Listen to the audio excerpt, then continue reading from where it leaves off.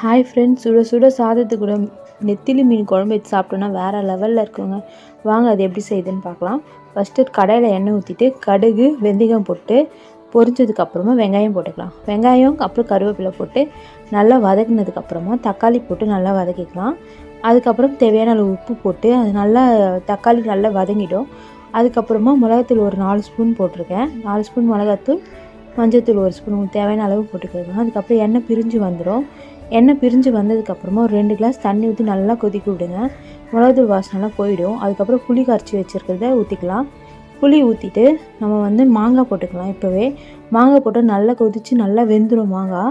அதுக்கப்புறமா நம்ம என்ன பண்ணலாம், எண்ணெய் பிரிஞ்சு வந்துடும். அதில் எண்ணெய் பிரிஞ்சு வந்ததுக்கப்புறம் நெத்திலி மீனை போட்டு ஒரு 20 நிமிஷம் ஸ்லோ ஃப்ளேமில் வேக வச்சுன்னா சூப்பராக மீன் குழம்பு ரெடி ஆகிடுங்க. எண்ணெய் பிரிஞ்சு வந்ததுக்கப்புறமா ஸ்டவ் ஆஃப் பண்ணி சர்வ் பண்ணோன்னா வேறு லெவலில் இருக்கும்.